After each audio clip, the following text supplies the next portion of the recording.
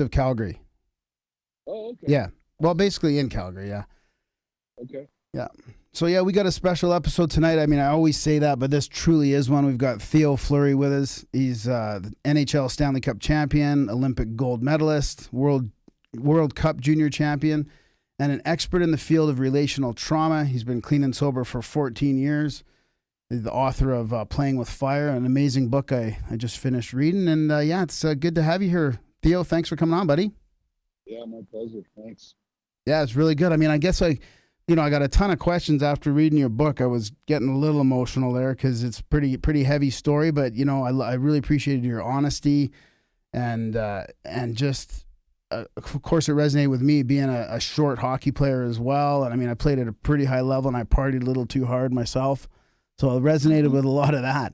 But I thought it seemed like that book's been out for 10 years now, so you're still you're doing well, clean and sober. How's it been the last 10 years since the book?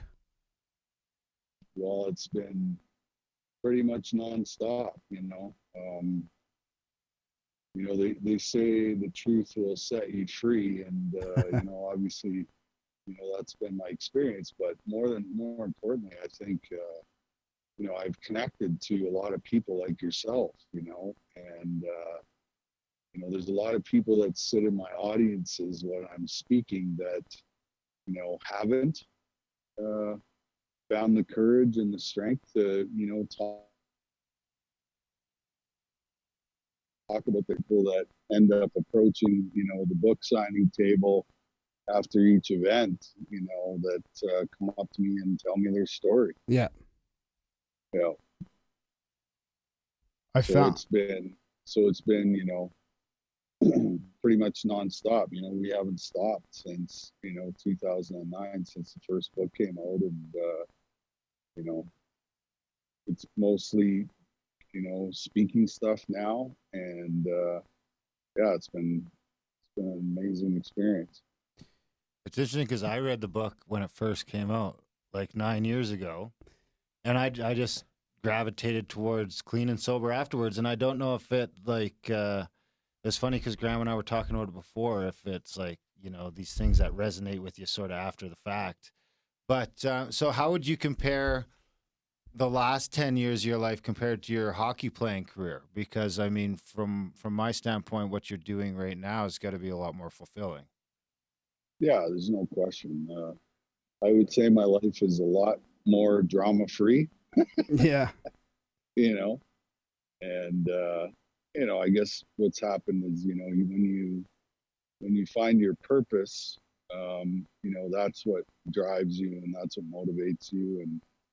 And like I said,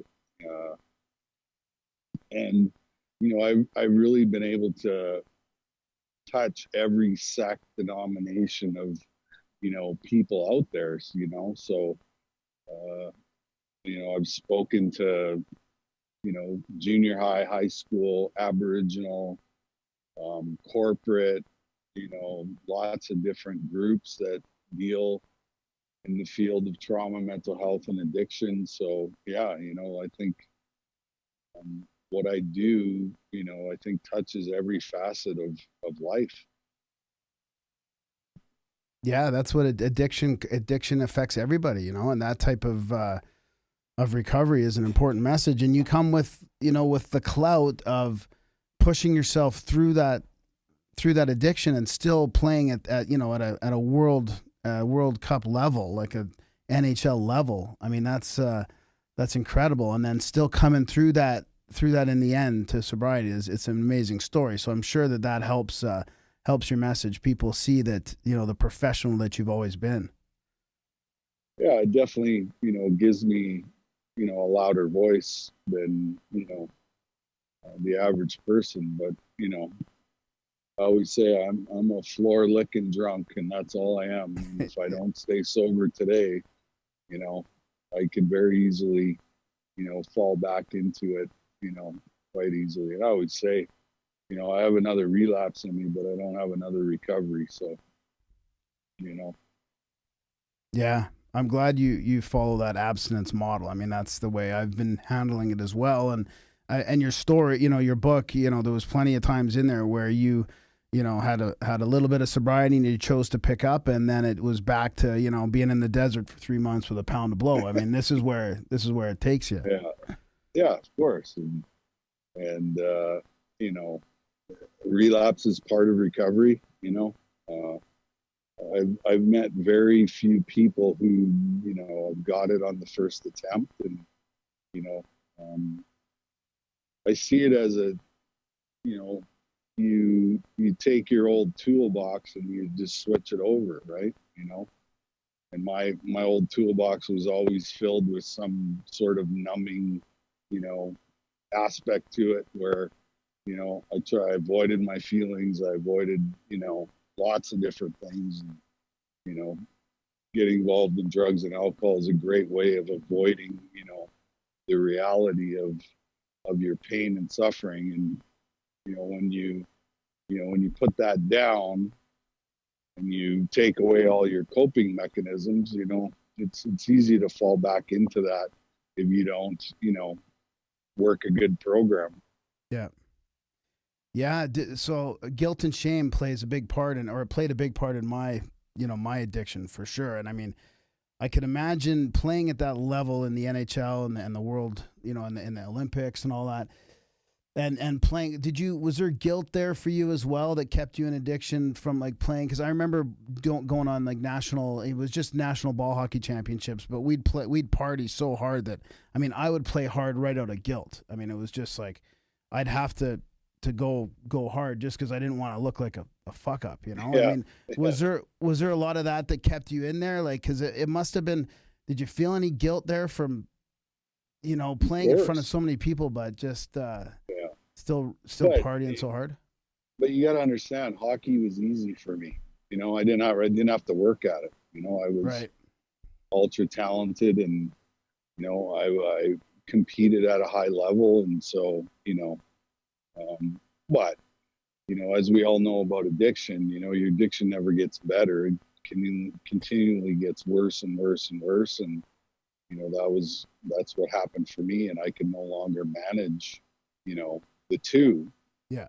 And eventually I got kicked out of the NHL, and yeah, that's what happened. Yeah, exactly. Right? It's progressive. Yeah. And then wasn't too long after that, I hit a few rock bottoms, and that got me to sobriety. Yeah. We actually met once when we were both in a rock bottom state.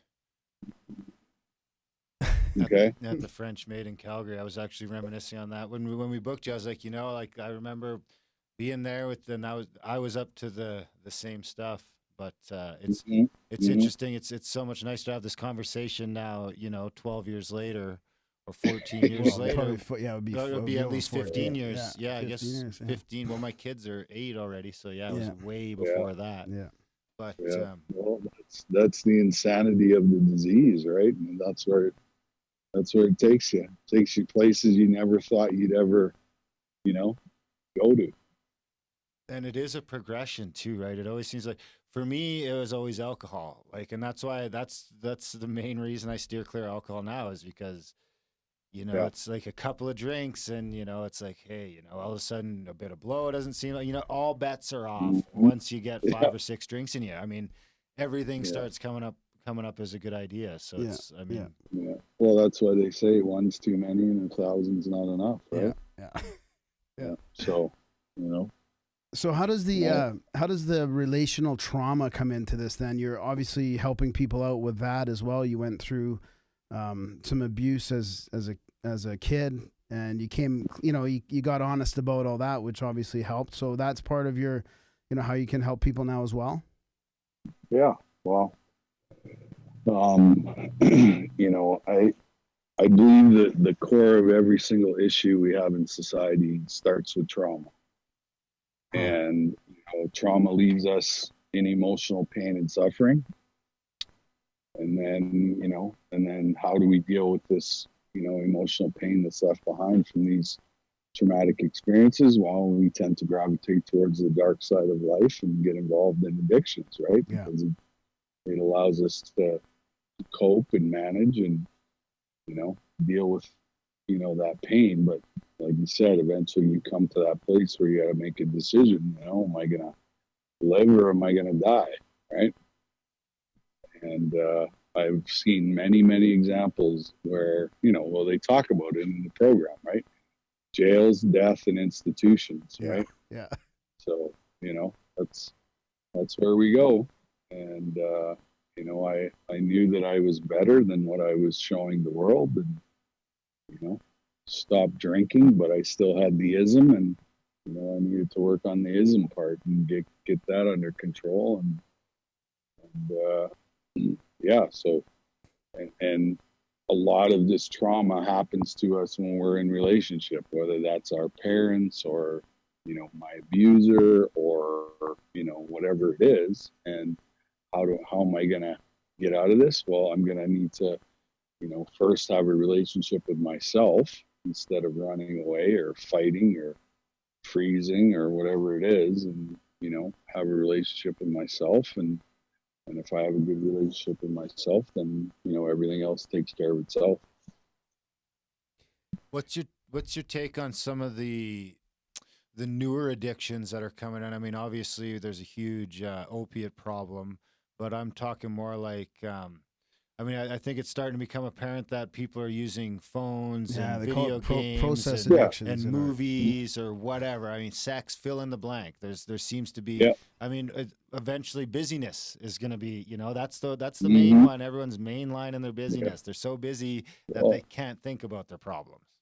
Well, that's an avoidance strategy, right? You can't deal with life on life's terms, so you're gonna, put yourself in some sort of place where you don't have to think, right? Yeah. And deal with, life on life's terms. And so, yeah, absolutely. These companies are very, very smart. They know that there's an addictive aspect to it. And so, I've already heard of a couple cases, in sports where these young guys, are addicted to video games, so waiting to hear, the first guy going away, for video game addiction, right? Yeah. So, yeah. And, the whole opioid thing is, I sort of have a theory on that, is that, there's a chemical that we produce in our body called oxytocin, and it's the drug of love and connection, right? Yep. And so, those of us who, had parents that, weren't available to us or gave us the nurturing and love that we needed as a kid, the pharmaceutical companies knew that we had a whole bunch of fucked up people who, didn't have this relationship aspect as a part of their DNA. And so they created a synthetic version called Oxycontin.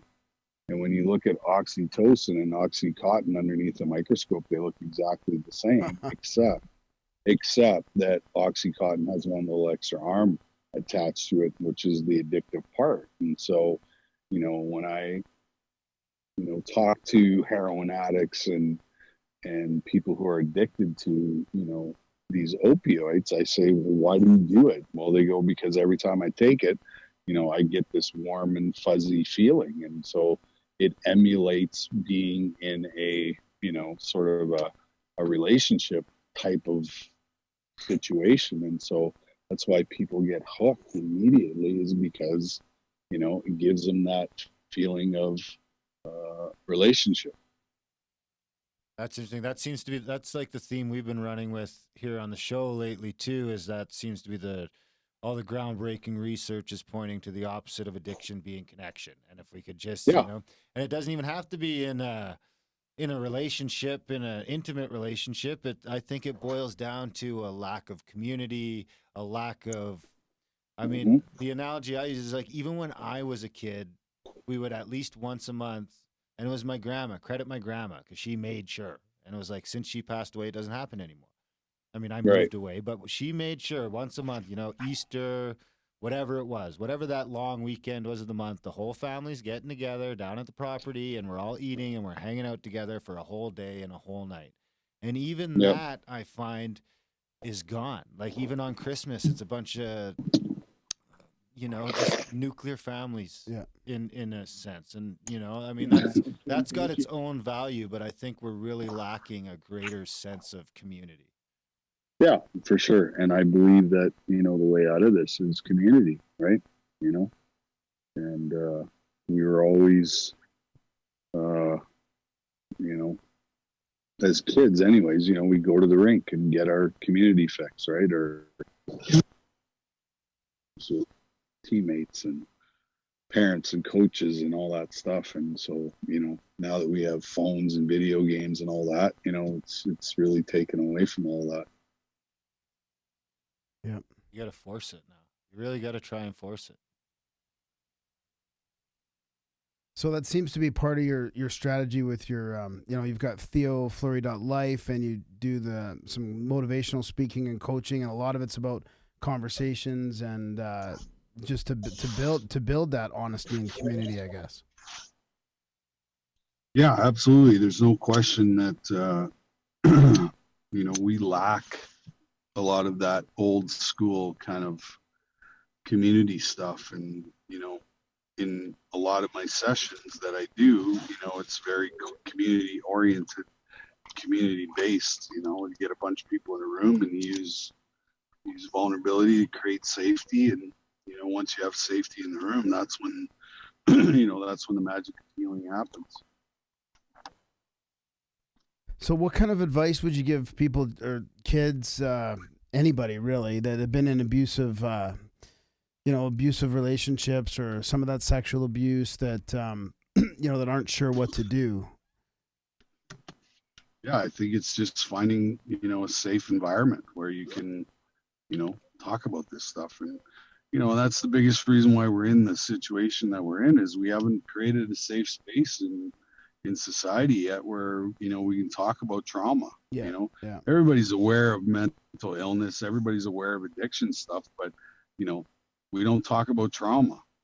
And because we don't talk about trauma, this is, the state of, where we're in as a society is, everybody's so afraid of being judged and, stigmatized. People don't feel safe. And, so that people end up, masking it with addiction, when whatever you want to use, right? Drugs, alcohol, food, sex, gambling, video games, whatever it is, right? Did you, you went through the 12 steps? Was that your gateway to sobriety? Well, I went through the 12 steps, but I still wasn't, totally there yet. And so, 5 years ago, I left, 5, 6, 7 years ago, I left the program and went on a spiritual journey, because that's basically what the first 3 steps are in the program.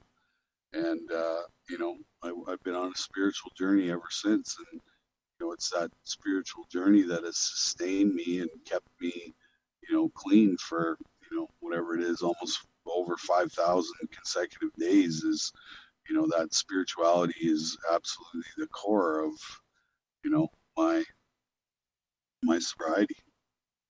That's a unique aspect the 12 steps seem to have on it. Is that like people who, and I mean, power on anyone who can give up their vices any way they can do it. But the 12 steps seem to have a unique ability to not just get you through that, but also sort of start turning on some other switches, and chasing down that trauma and making amends and all those sorts of things. Mm-hmm. There's like a but I still find that, there's a lot of 12-step groups that, don't really like talking about sexual abuse, and they don't like talking about, drug addiction and all that, so it was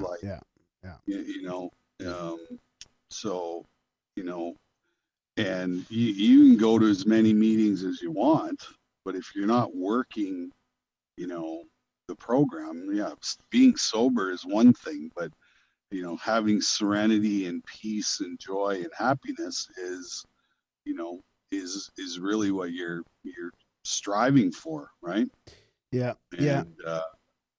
And so, that's why I went on the spiritual journey, because, the program just wasn't doing for me. I was still irritable, restless, angry, resentful, these kind of things. And so I needed to find something else. I needed to find spiritual teachers and, all that. Yeah. And I basically found it all in the Aboriginal community. Good for you. I started participating in ceremonies, and, I love sitting in a sweat lodge and, doing that kind of stuff. And it's really where I feel the most connected is when I'm in ceremony and participating in, in those type of things. Yeah, that's fantastic. That's kind of why I resonate towards this program called Recovery Dharma, where it's about addictions of all kinds and mindfulness and sort of Buddhist practices, where it's not just about being an alcoholic or an addict, but it's just about, addictions and life. And really it's more of a mindfulness kind of program following the Buddhist system of the Four Noble Truths and the Eightfold Path. So, how were you able to, because I'm actually a status Indian, but I haven't been able to, I've been disconnected it from so long that trying to tiptoe back in to get my kids into the culture and to learn it myself. Where did you turn to get back into that? Well, I've been to 420 different Aboriginal communities in the last 10 years. And it's been, it's been those people that, have given me my life back spiritually. So, it's about seeking out elders and spiritual teachers and medicine men and, that kind of stuff. And I would say the majority of them are, that they're more than willing to help you if you're looking for the help that you need. So, Yeah. Do you have any advice for kids and parents that are in, youth hockey programs right now that are, I talked to some friends that have kids in there, and it seems to be quite intense, where this, everybody still has hope that their kids are going to be in the NHL, but it's pretty clear that they're not going to be. There's a lot of obsession over hockey. And I was there. I mean, in the 80s, I was there in the 80s, and I was one of the better players, but never the best, never at the point where I figured I was going to go anywhere. And I was trying to reflect back after reading your book, Theo, about what was because you knew you were going to the show, and that was your goal, and you kind of did that. But there's a lot of I was trying to think back, was I really interested? I don't think I just think that I was kind of in the middle on that whole thing. I wasn't really too. I kind of knew I wasn't going to make it, but I feel like there's a lot of delusion there now with kids and parents, and a lot of intense fighting and arguing. Do you have any advice for them on how? I mean, because barely anyone makes it to the NHL. It's very, very hard. Yeah. Well, that's what I tell them. Your kid's probably not going to play. Yeah. It's just the sad reality is that there's only 700 jobs in the NHL. And most of them are taken because Ovechkin has a 10-year deal, and Crosby has a 10-year deal, and Malkin has a 10-year deal, and Taves has a 10-year deal, and Kane has a 10-year deal. So what I tell them is, you have 9 million kids worldwide playing for 60 jobs a year. That's it. And these 60 jobs aren't the elite jobs. The elite jobs are already taken. Right. Yeah, that's just to get your foot in the door. Yeah, that's to be in the bottom 6, make your $1 million a year and going up and down the ice, so, hockey's become, or sport in general has become a business, right? You got all these guys that are, selling these aftermarket programs, right? Where, I can get your kid to be a better mentally tough athlete. I can get your kid to be a better goal scorer. I can, da da da da da da da. And at the end of the day, your kid's not going to get you out of poverty. Right. You might be better off just being a kid. Yeah. Yeah. Or why don't you go to school and get a free education by using, your hockey talents and your hockey ability, so that when you do fail and not make it, you have a plan B. Yeah. Right. So Yeah, that's definitely the one thing. Like, I'm one of 39 guys in the history of the game to have played 1,000 games and have more than 1,000 points. Yeah. There's only 39 of us. Yeah. Right. So, Jeez, that's pretty good company. Good. And, I was a good player, but I'm still only in the top 60 all-time scoring. So, So here's without mentioning any names, like what does that battle to the top toll? What kind of toll does that take on a person? I mean, obviously you had some extra circumstances around your rise, but I mean, it seems to be like that whole thing's got to be a little bit weird, right? You're making a bunch of money, you're just a kid, you're being judged all the way up, and then you're a superstar. You always get like what level of, how much trauma does just getting to the show come with? Well, I just think I was lucky. I was in the right place at the right time, and somebody liked me, somebody in the Flames organization liked me and, gave me an opportunity, and, there was just a small crack, opening in the door, and I kicked the door down and, made the most of it. So, but, I grew up in that old school military sort of mentality with coaches, right? They were quite abusive, and, they would say and do anything to get you mad and get you motivated. And so, you can't do that anymore, Yeah. different. Right. Yeah. It's a different, it's a completely different breed of athletes that we're producing. And so, but but you worked pretty hard too. I mean, you were always a hard worker. There's no you question. were there, dedicated completely to the end. I mean, and then I think one of the things that you might have underestimated at the time was the positive affirmation and visualization that you were doing. Like sometimes I try and do that too, get in that mode where you're visualizing yourself, like scoring goals or whatever. Yeah.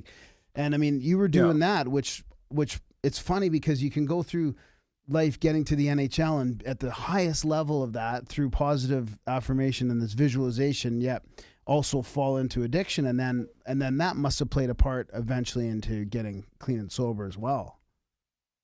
Yeah, for sure. Yeah. I think, I'm just one of those people who had the right DNA, and, I luckily discovered hockey, and, that's where I was supposed to be. And, so, people don't look at that stuff, that, I always laugh because I see all these guys on social media who are, selling that they can teach some kid to be a better goal scorer. And I'm like, I just laugh when I see that, because, that's DNA shit.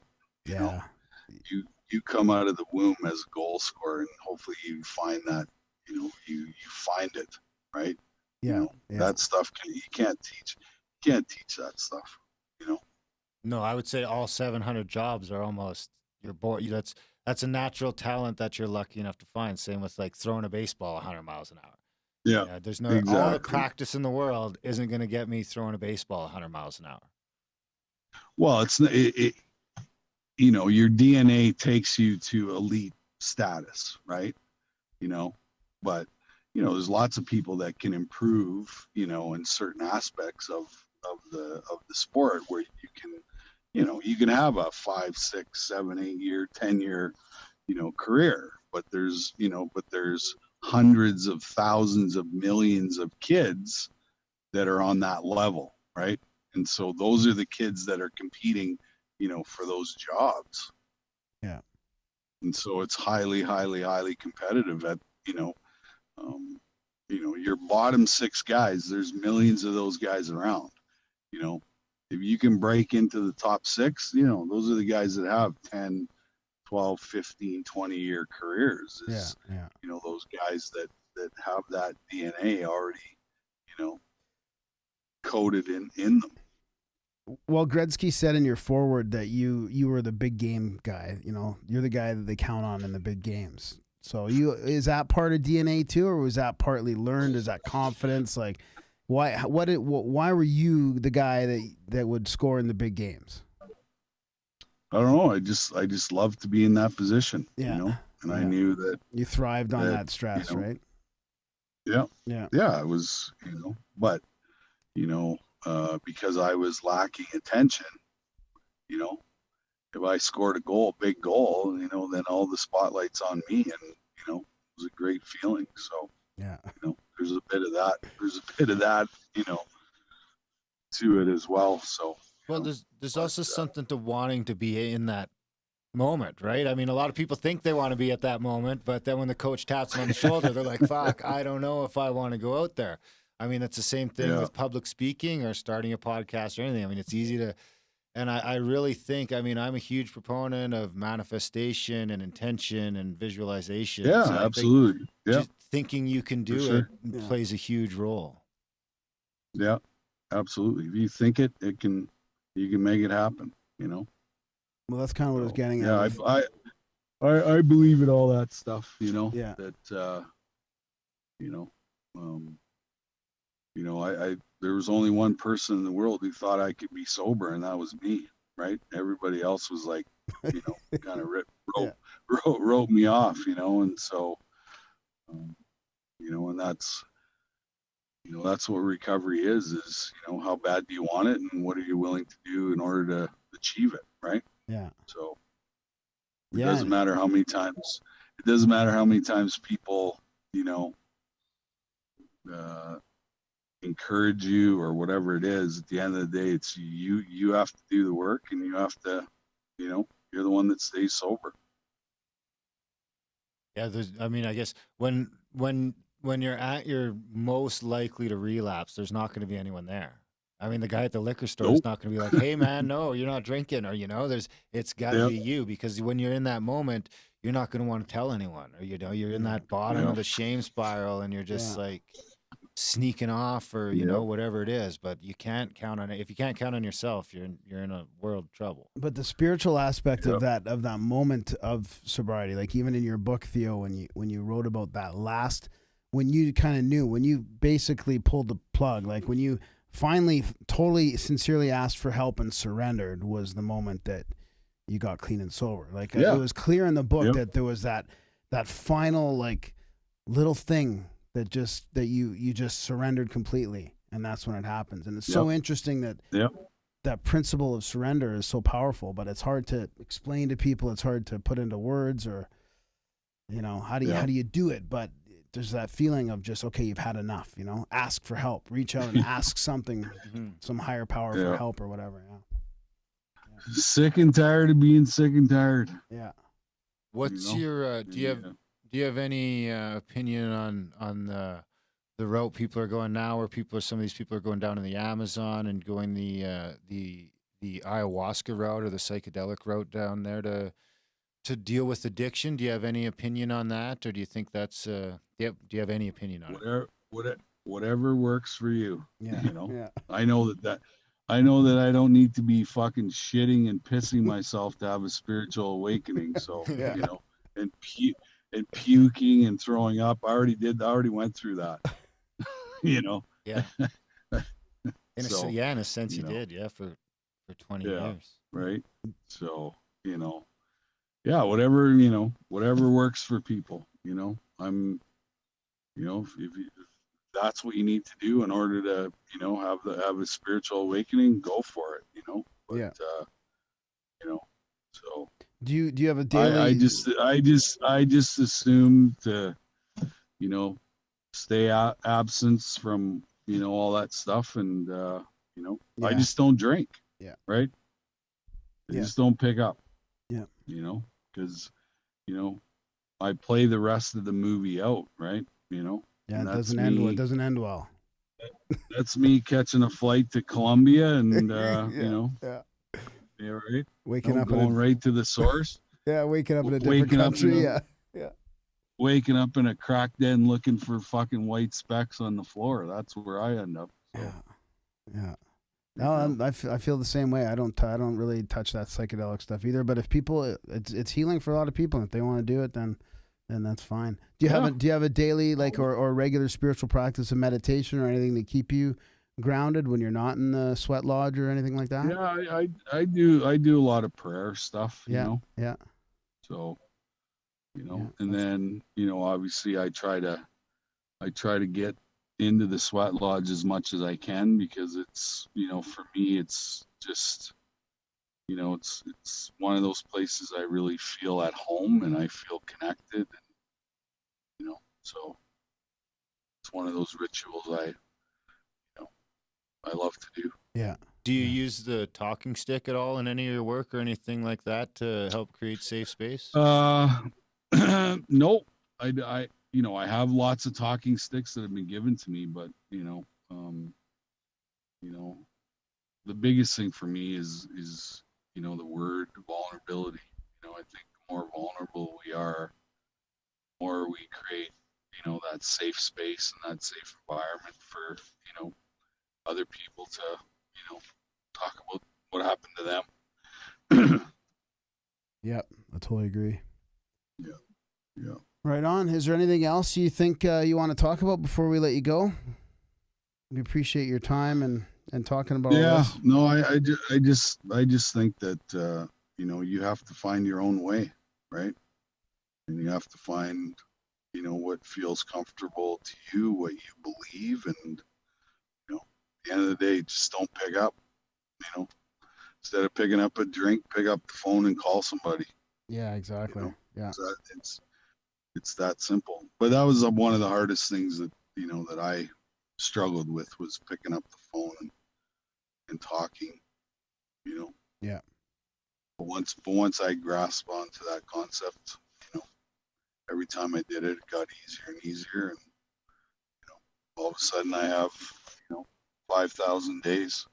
Yeah, good for you. You ever thought about putting your book on audio at all? Lots of people have asked me to do it, but I don't have the time right now. Yeah, exactly. We do audiobook production.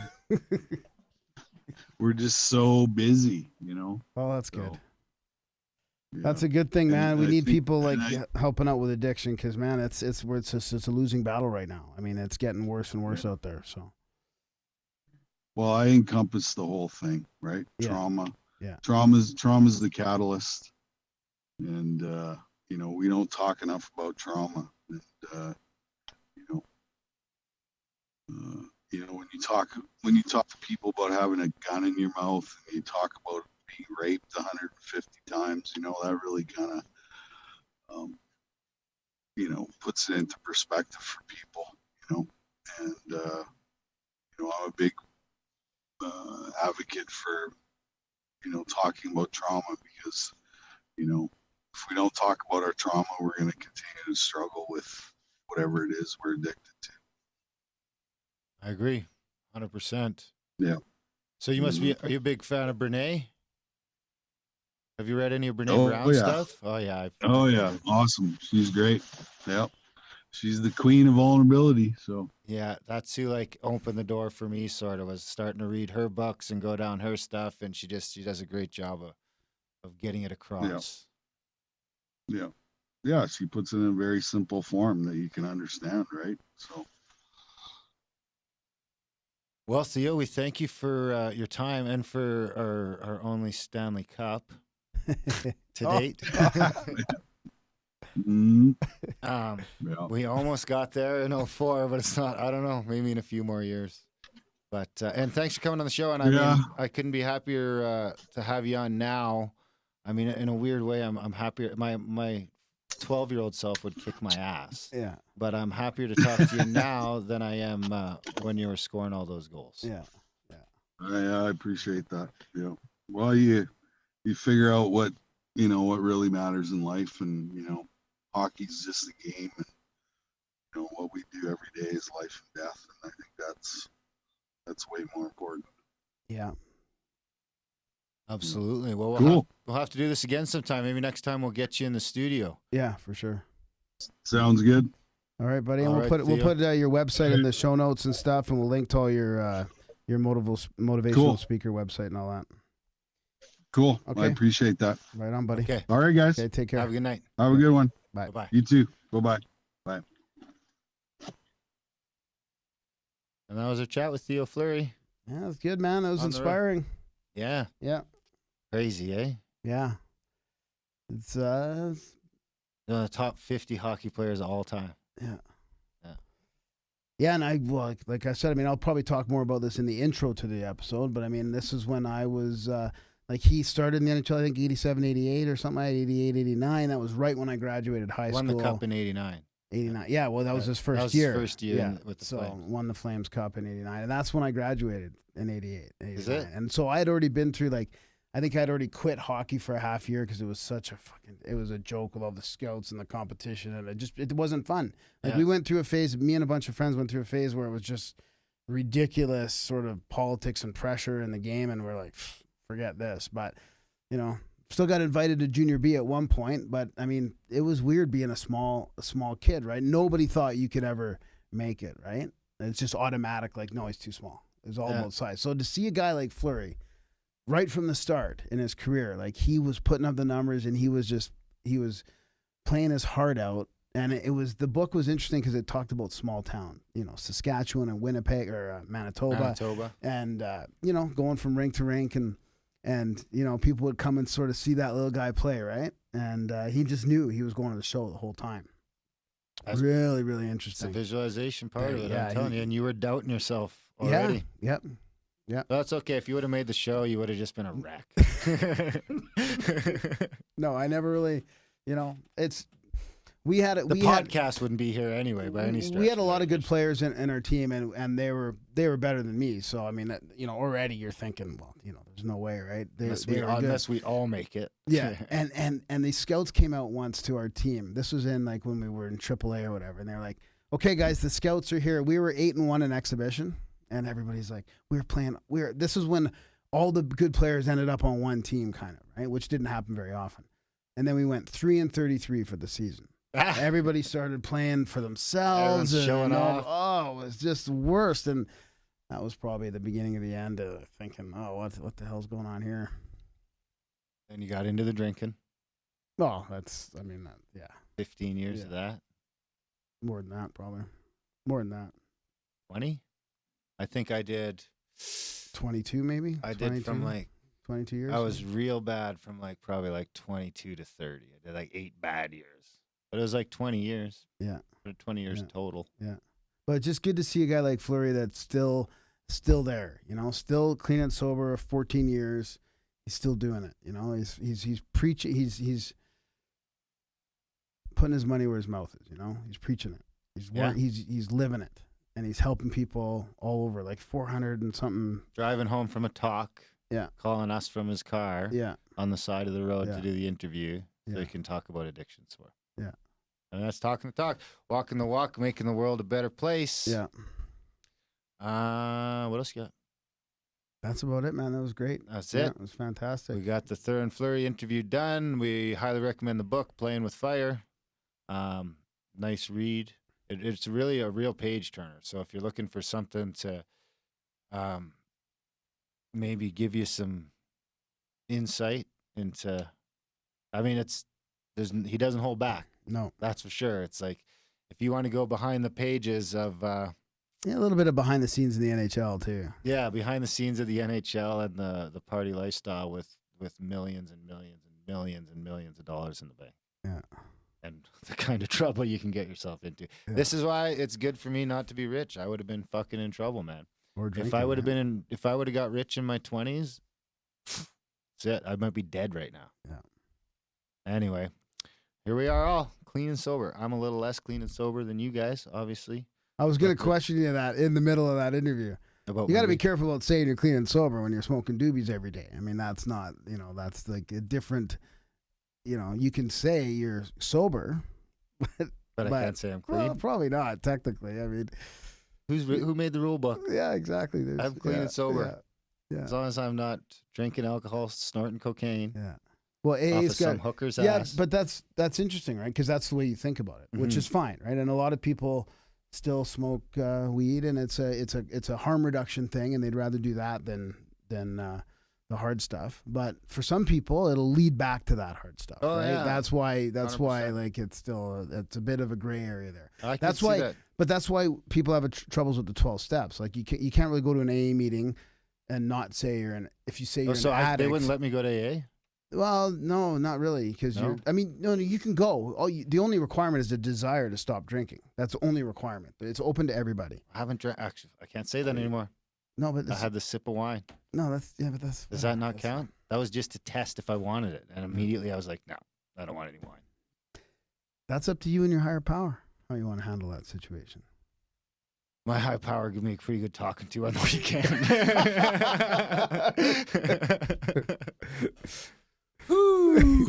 You know what? I was going to ask you about that, but About I was what? going to wait for the Oh. intro that we're about to do right now because it's the DMT guy coming up on the next show. I got And- humbled. And I was going to ask you about if anything came up with your pot smoking in that experience. No, No.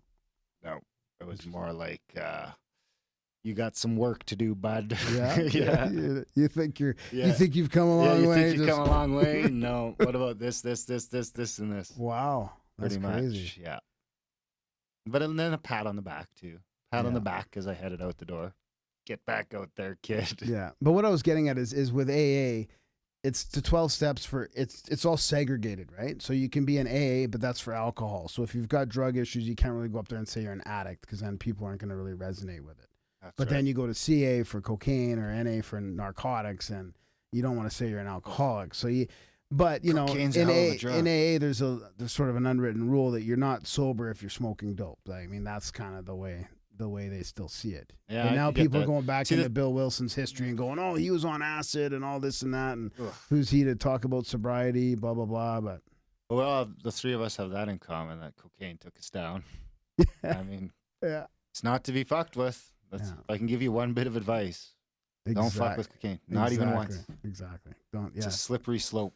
Yeah. Exactly. We're gonna talk to Scott Adams about Yeah, that. I'll show you a slippery slope. Yes. All right, guys. Please support the show. grimerica.ca/support. Help us keep having these chats and growing and doing whatever we got to do at all. That energy exchange allows us to keep building Grimerica into whatever it's turning into. Yeah. Which is Depends. better than nothing. Yeah. It's all up to you It guys. depends on Let that. us know. grimerica.ca/support. All that other stuff in the show notes. You guys could do that. That'd be fantastic. I think that's about it. Thanks for listening, and we will see you next week. 47 minutes, not bad. Yeah. Good. We got 47 minutes of that motherfucker. Yeah. He didn't want us I to go don't on mean for too Theo. long. I So meant the show. yeah, the show. No, Yeah. not yeah. Theo. Yeah. Don't be disparaging. No, I'm not. I mean the show. My motherfucker gets me in trouble all the I time. know you gotta. It People emails, don't. You know, I get it, right? Yeah. I don't take offense, but man, some people take offense. Not stop motherfuckering. What else? Should we just cut the live stream? Yeah, I guess so. I We think should. so. I think. Let's Yeah. just cut it. Yeah. Yeah. Thanks for being We got there, a couple everybody. little blurbs to record, but I don't Yeah. want to stream any of it. And we don't Yeah. have a ton of time. Yeah, we got to get out of here. So. All right, guys. Thanks for tuning in. We appreciate you coming in on a Friday. See you next Wednesday. No show next Wednesday. The Wednesday after. Yeah. 27th. Wednesday, 27th. We'll have Rick Strassman. Oh, we are booked. We do have a thing. have now Rick booked? Strassman Yeah. Oh, yeah, early. Good. Good. But Yeah. we still have to put one more on. Okay. I got a ideally. couple on the. On So the we'll, hook we'll there. try and get a double out of that. I am doing a 13 questions interview on next Tuesday. You could join me for. Cool. We can maybe stream that. I forget the fella's name offhand. Anyway, support the show. grimerica.ca/support. Enjoy the live stream. It's Friday night, guys. Have a good weekend. Good vibe it up. I don't have my iPad. I'd play you some good vibe jingles. You don't have the iPad, and you want to do an intro? How are we gonna do an intro after? I don't know. We're just gonna have to do it without the iPad. Madison keeps stealing the fucking iPad out of my briefcase. I didn't even know I didn't have it Oh until my- I got really? here. Yeah, Oh, that's a problem. because it's got a bigger screen for her to play Maddie. fucking Minecraft. on. Wow. Or watch Unspeakable. This Unspeakable guy. What's unspeakable? It's a Minecraft gaming guy who has bought himself like a $5 million house, filled the pool up with bouncy balls and floaty toys, and he has spaghetti fights. Yeah, but what does that have to do with Minecraft? Well, it started as Minecraft. Now he's just a rich asshole making an ass of himself. And the last video I watched had 8 million views. My kids are eating it up. They're laughing.